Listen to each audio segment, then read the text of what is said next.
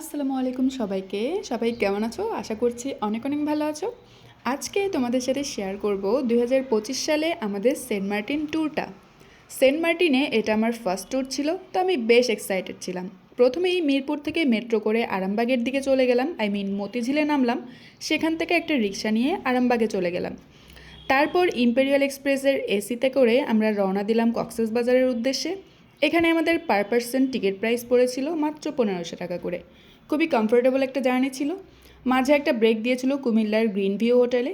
দেন আমরা পৌঁছে গেলাম জেটিঘাটে। জেটিঘাটের লোকেশনটা ছিল নুনিয়ারচর। জেটিঘাটের অবস্থা যেটা তোমরা দেখতে পেয়েছো, বেশ কোলাহলমুখর এবং বেশ ঝামেলাদায়ক একটা পরিস্থিতি সৃষ্টি করেছিল, যেখানে আমরা খুব ধাক্কাধাক্কি ঠেলাঠেলি করে আমাদের সামনে আগাতে হয়েছে।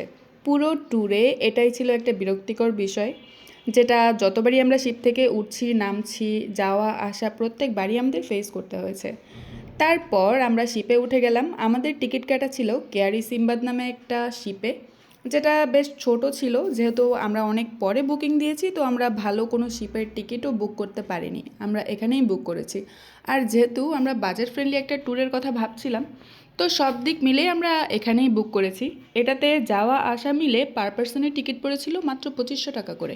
তবে আমার সাজেশন থাকবে, আমরা নেক্সট টাইম যদি কখনো যাই বা আপনারা যদি টিকিট কাটতে যান, তখন অবশ্যই বড় যেই শিপগুলো থাকে, যেমন হচ্ছে আটলান্টিক, বারো আউলিয়া অথবা কর্ণফুলী, ওই শিপগুলোতে টিকিট কাটার পরামর্শ থাকবে। কারণ ওই শিপগুলো বেশ বড় থাকে, ডেকের জায়গাটাও অনেক বেশি স্পেশাস হয়। সো জার্নিটা এতটা বোরিং লাগে না। আমাদের শিপের ক্ষেত্রে যেটা হচ্ছে, বাহিরে আসলে দুজন মানুষ একসাথে হাঁটার মতো পরিস্থিতি ছিল না। খুব কষ্ট করে দুজন একসাথে হাঁটা লাগবে, মানে বিষয়টা একটু টাফ ছিল। সাইডে হাঁটাহাঁটি করা বা বাহিরে ভিউ দেখার জন্য। ছাদটাও বন্ধ ছিল, সামনেও খুব বেশি জায়গা ছিল না যে দাঁড়িয়ে দাঁড়িয়ে এনজয় করা যাবে বা আড্ডা দেওয়া যাবে। যদি আপনারা সিঙ্গেল জার্নি করেন কিংবা কাপল হন, তাহলেও জার্নিটা বোরিং হবে। কিন্তু যদি আপনাদের ফ্রেন্ড সার্কেল সহ থাকে, তাহলে আই থিঙ্ক আপনাদের সময়টা কোনো মধ্যে কেটেই যাবে। তারপর প্রায় 6.5 ঘন্টার মতো জার্নি করে আমরা পৌঁছে গেলাম সেন্ট মার্টিনের জেটিঘাটে, যেখানে অ্যাজ ইউজুয়াল খুবই ভিড় ছিল। লাইন ধরে আমরা নামছিলাম, যদিও লাইনের কোনো বালাই ছিল না, একজন আরেকজনকে ধাক্কাধাক্কি করে চলে যাচ্ছিল। শিপের জার্নিটা খারাপ লাগলেও এখানে আসার পর কিন্তু মনটা একদম ভালো হয়ে যাবে, সব ক্লান্তি নিমিষেই দূর হয়ে যাবে। তো এখানে নামার পরে শুরুতেই আমরা যেই সিন্ডিকেটের মুখে পড়ি, সেটা হচ্ছে অটো বা ভ্যান টাইপের যে গাড়িগুলো থাকে হোটেলে যাওয়ার জন্য। এরা অত্যাধিক পরিমাণে ভাড়া চায়, 5 মিনিটের রাস্তা 500-600 টাকা করে ভাড়া চায়। যাই হোক, এখানে কথা বলে একটা ফিক্স করে নিলাম আমরা। তারপর উঠে গেলাম আমাদের যে রিসোর্টটা বুক করা ছিল সেটা। এটাও বাজেট ফ্রেন্ডলি একটা রিসোর্ট ছিল। পার নাইট মাত্র 3000 টাকা করে ছিল এবং বিচের একদমই কাছে ছিল। মানে হোটেল থেকে নামলেই 1-2 মিনিট হাঁটার মাঝেই আমরা বিচে পৌঁছে যেতে পারি। তো হোটেল থেকে বের হয়েই হাতের বায়ে একটা রেস্টুরেন্ট পাবেন আর ডানে একটা চায়ের দোকান পাবেন। বামের রেস্টুরেন্ট থেকে আমরা দুপুরে লাঞ্চ করে নিলাম, যেখানে আমাদের লাঞ্চে ছিল কোরাল মাছ ভুনা। খুব মজা ছিল, সাথে সবজি ডাল ভর্তা এসবও ছিল, মোটামুটি খারাপ ছিল না। তো হোটেলের সামনেই বেশ কিছু দোলনা টোলনা ছিল, এখানে আমি বসে শুয়ে ঝুল খাচ্ছিলাম, আমার খুব ভালো লাগছিল। তারপরে সারা রাতের জার্নি এবং দিনের বেলা যে শিপের জার্নি, এইসবের পরেও আমরা পৌঁছানোর পরে কেউ কিন্তু একটুও ক্লান্ত ছিলাম না।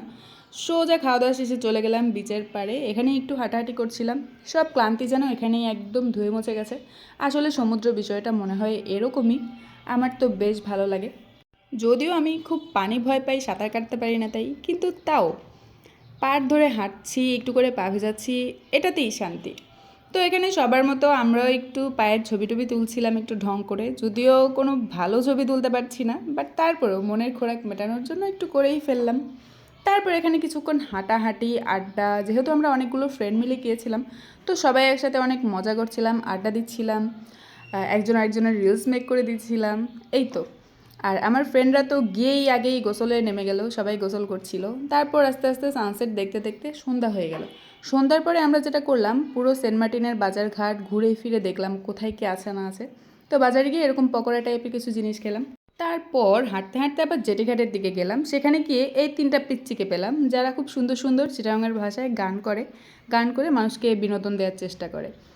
তারপর আমরা রাতের খাবারের জন্য চলে আসলাম। এখানে আমাদের খাবার কি একটা মাছ ছিল আমি ঠিক ভুলে গেছি, বাট ভালোই ছিল মাছটা, খারাপ ছিল না।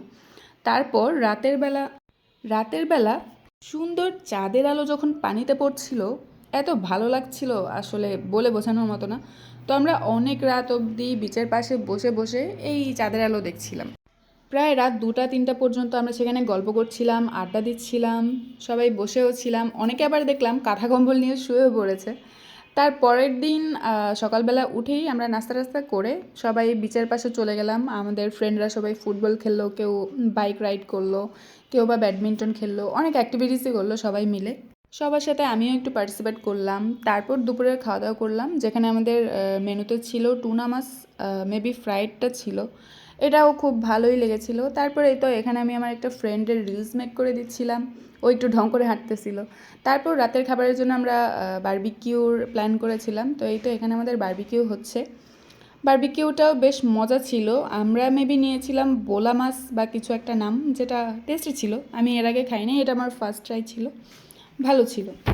বাট সবগুলা মাছের মধ্যে আমার কাছে টুনা মাছের যে রেসিপিটা ছিল এটাই সবচেয়ে বেশি ভালো লেগেছে, আমি তো এটা আবার ট্রাই করতে চাই।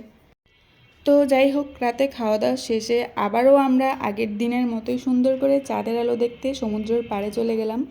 অনেক রাত অবধি সব ফ্রেন্ডরা মিলে গল্প আড্ডা করে ঘুমাতে চলে গেলাম। আর পরের দিন তো দুপুর 3টায় আমাদের শিপ ছিল, তারপরেই তো চলে এলাম।